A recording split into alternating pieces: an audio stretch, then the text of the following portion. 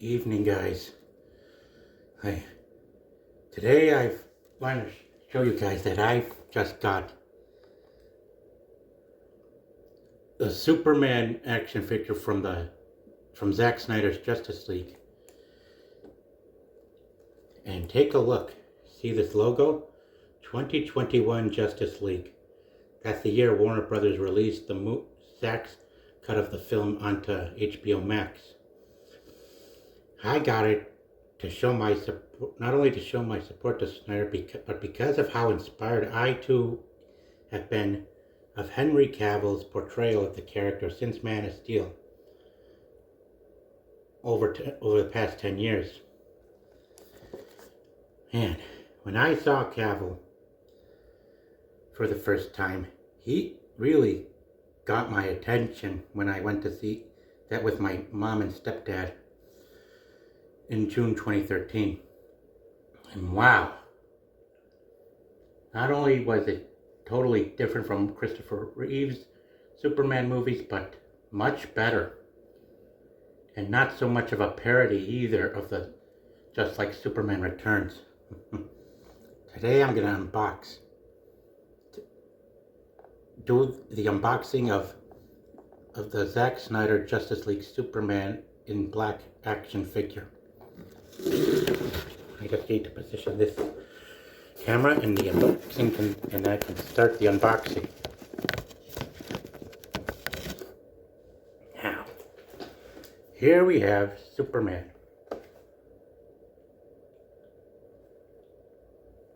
From McFarlane Toys. And down here you can see other members of the Justice League, including the Flash, Cyborg, Batman, and Aquaman.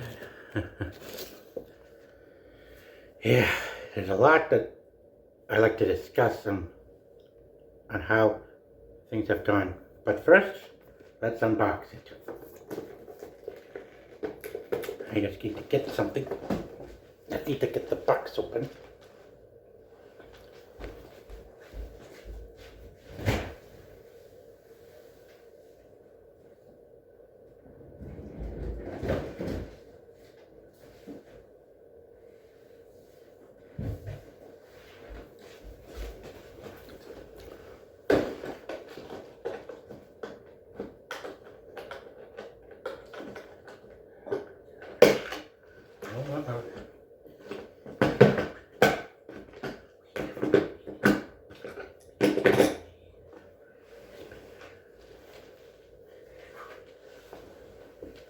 Into next.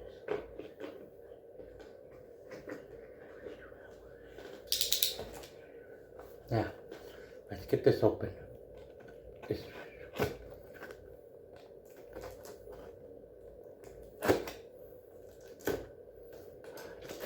careful.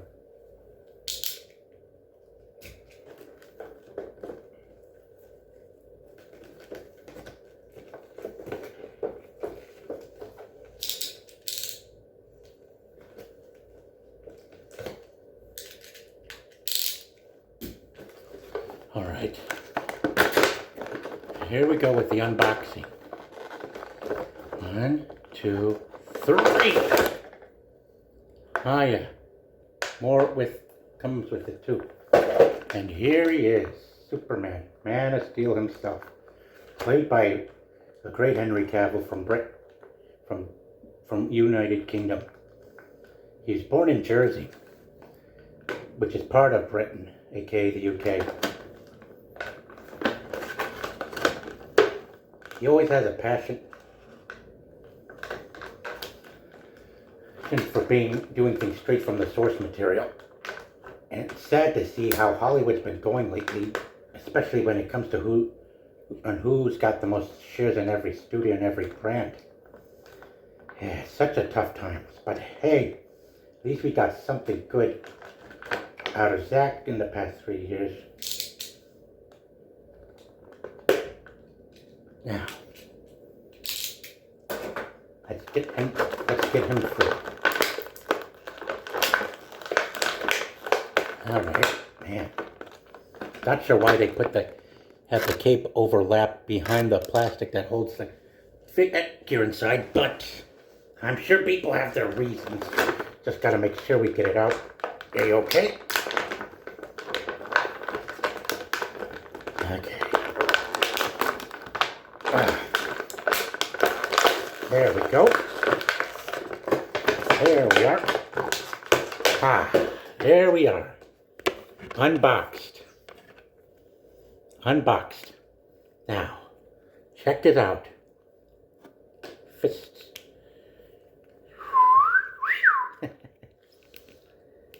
He's got the power. Because he's a Kryptonian. Yeah. I got this version because it's a huge deal, and it's one of the uniforms he wore in Zack's cut of both Batman v Superman and his cut of Justice League. Man, business is quite tough. Man, check it out.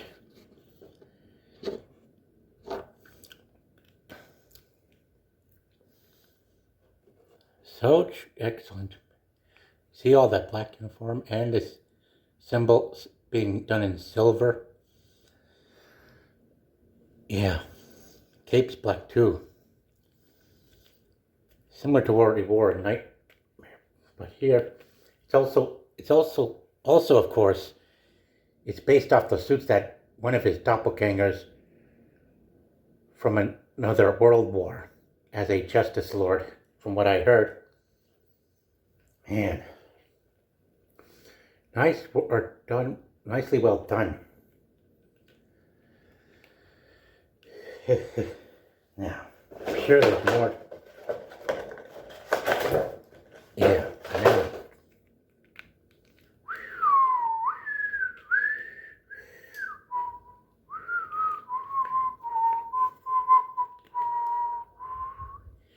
Up and away! First time I ever got myself a Superman figure. I remember seeing him when he was at Burger King. But now let's move on to the legs. Well, the hand here, man, almost looks a little tall, but hey, like a good handshake. Man. Now, for the legs. Sorry again. My mom keeps calling me. Now, let's get back to where I left off. With my Superman figure.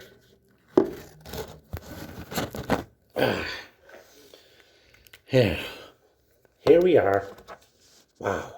The legs kind of wobbly too. Wow. Man, these legs don't seem to be stiff enough to overcome. I can understand the laps, but man, these feet.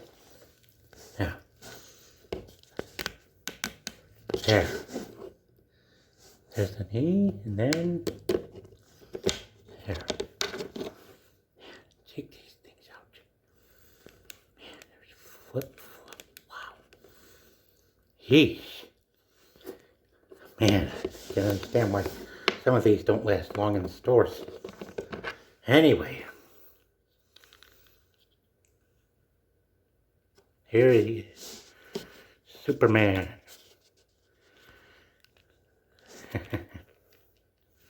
Yeah. Kind of loose with these things. Good way to use. Good thing to use to help with a sketch, if I do say so myself. Man. It's for these knee joints. Yeah. Really good posture. Man. Sometimes I do wonder how I can keep things standing up for long. Now, let's go on to this right here, which I can get out. Boy.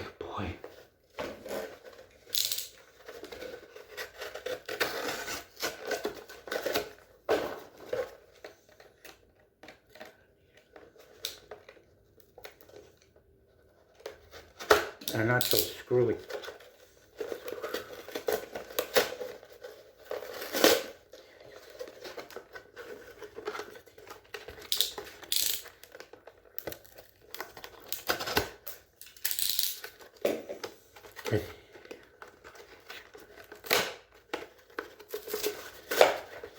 All right. Here's the trading card for Zack Snyder's Justice League Superman. Now let's read this. Let's read the data file. Superman Justice League data file. Source: Justice League Director's Cut. Film 2021.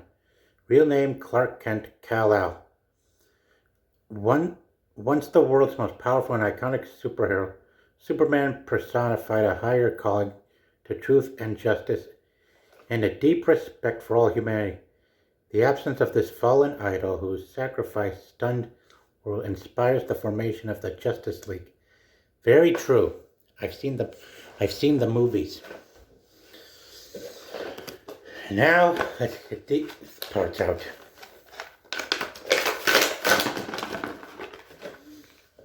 Now,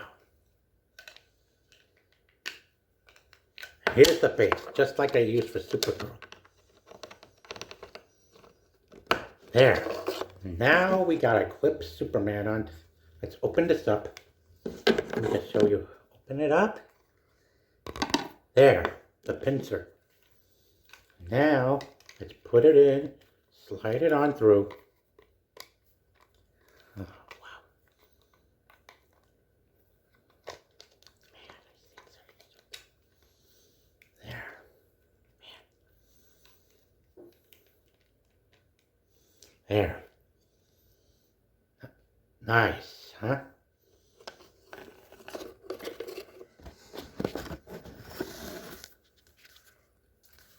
There you have it, Superman. Let me just position this right. Wow.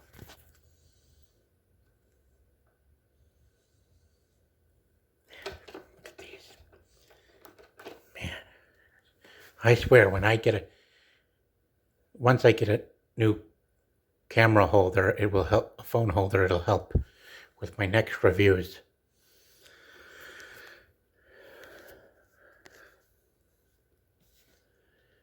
Anyway, let me just put this down. This down. There you have it, folks. Superman from Zack Snyder's Justice League.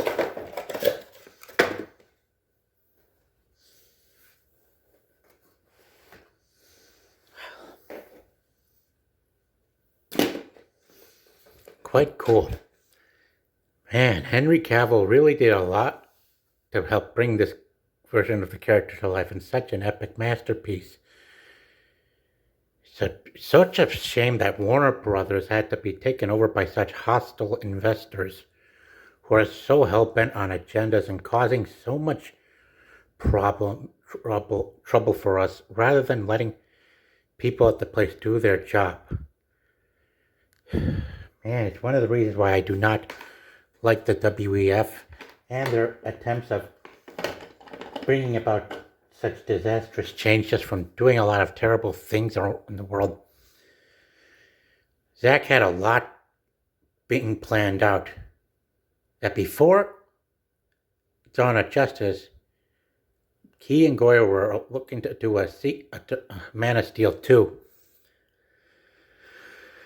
But of course, when it comes to these damn critics and their damn shareholders, they just had to interfere and just force him to do a prequel to Justice League that included Batman and Wonder Woman in it, all because they wanted to catch up to Marvel.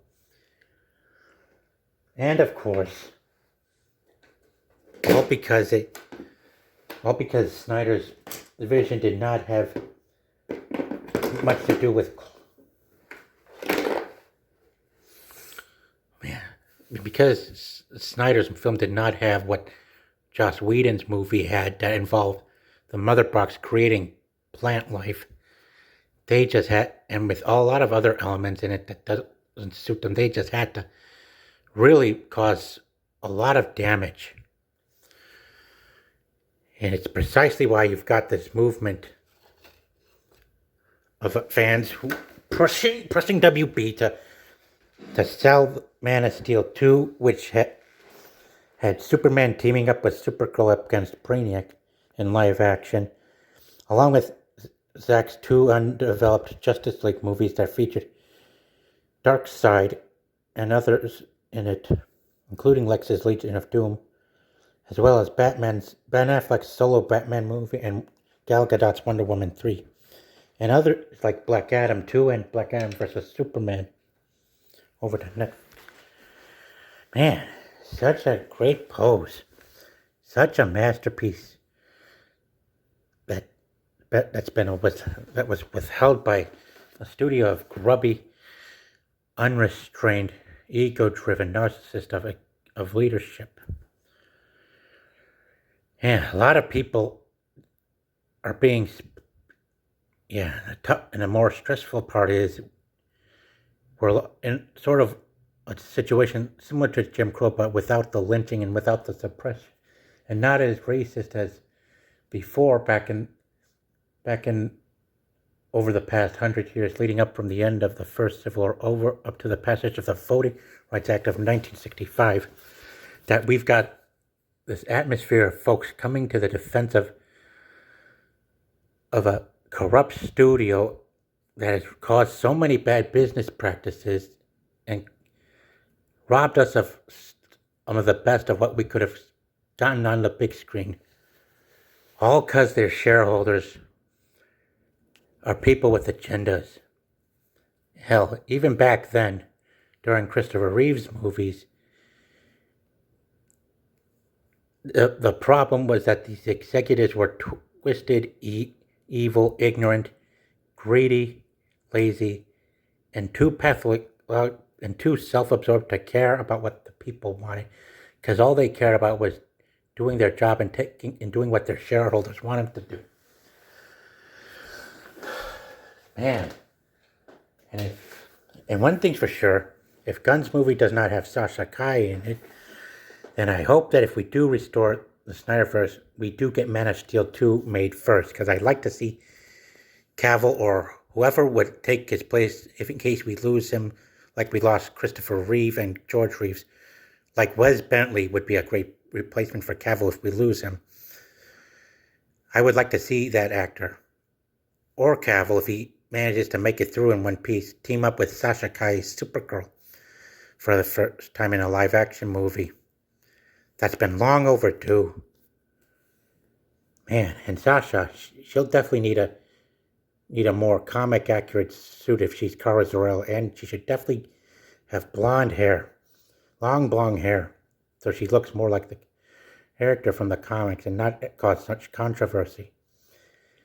And yes, another good reason why Man of Steel 2 should be first is because of what Warner Bros. Withheld from us, which was the start of the corporate culture's assault on Hollywood movie creativity.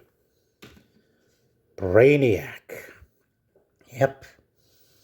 As I stated in recent videos earlier, Hollywood as a whole, including Warner Brothers and DC, owes us a live-action Superman movie with Brainiac in it, and we want them both done right and proper, and not let ESG, steroid-driven DEI get in the way by doing anything that tarnishes the two characters. We do not want Clark Kent being black, and we don't want Brainiac being race-swapped, gender-swapped, dwarfed, or anything degraded or completely different from what he looks like in the comics, while making sure he is done in real live action on set fighting Superman, as we saw how realistic he was in the Krypton television series that was produced by Man of Steel writer David Goyer. There's going to be a lot of barriers up ahead, but wow. And to those who keep arguing with me, to those who do want to see a live-action Superman movie with Brainiac in it, who argue that they want a Superman that represents hope and don't think that Cavill's Superman represented any of that aspect, God, you gotta really look again and look closer. You guys really don't seem to have really properly watched Man of Steel and Batman v Superman. The middle parts of the movie, where he was being more responsible and truly pure good-hearted, where he understood consequences very well.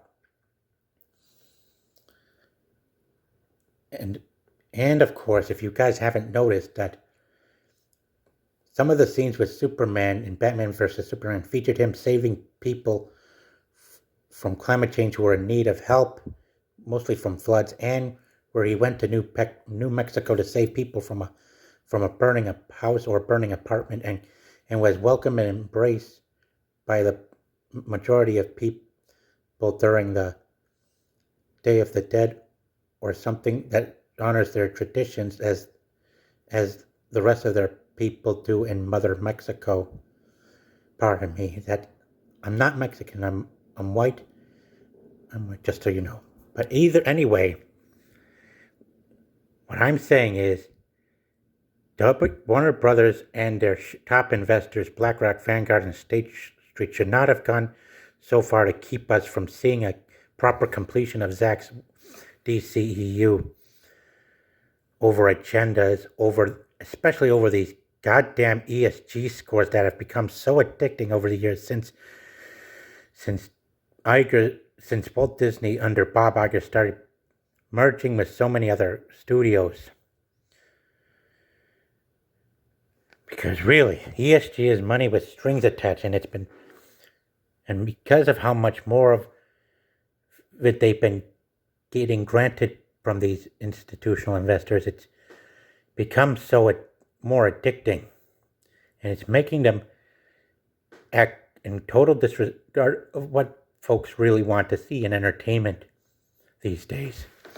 And also, not only do they owe us a live-action Superman movie with Superman and Supergirl teaming up against Brainiac for the first time, but also other characters that Warner Brothers stubbornly refused to include since the 2000s, like Silver Banshee, as I showed you in a previous video earlier. And if you guys haven't heard, there was also two issues of Superman comics released last year that featured Silver Banshee being more Kryptonian Phantom Zone based than being done by her Earth mythology based stereotypes. And she was portrayed as a love interest of Jimmy Olsen as well, who I'm sure you know who he is. And how doing her as a supernatural Kryptonian Phantom Zone hybrid base from the Superman Volume 6 issues 4 and 5 comics, along with Brainiac, who I love to see done in this Injustice 2 interpretation, but with his armor being more black. As well as seeing Superman and Supergirl teaming up against these two separately, and as well as others, that I would love to see happen first. Even if we do succeed in getting the solo rights to Superman and Supergirl, along with others like Batman and Wonder Woman, along with Man of Steel 2, Batfleck, which I'd like to see broken into 3 films based on Nightfall, and Wonder Woman 3 sold to Netflix, the streaming service and Warner Brothers would also have to work on a strategic partnership to manage the continuation of his world, even if it's at the cost of not having Snyder's long overdue sequel to Man of Steel released in theaters for a long number of time, or in every country on the planet. Knowing that Netflix is looking to avoid overspending when it comes to the budgets being more expensive these days. Anyway, that's my review on the unboxing of Superman, folks. Hashtag restore the Snyderverse. Hashtag revive Man of Steel 2. Hashtag make Man of Steel 2 with Brainiac in live action. Hashtag Superman vs. Brainiac live action movie. Hashtag bring back Henry Cavill and Sasha Calle. And I'd love to see Daniel Craig and Anne Hathaway portray these two characters. Craig as Brainiac, since he played James Bond instead of Cavill, and Anne Hathaway as Silver Banshee, since he does make an excellent scream and has shown aggressive potential. Now, see you later, folks. And keep on fighting for the restoration of the Snyderverse, no matter what happens.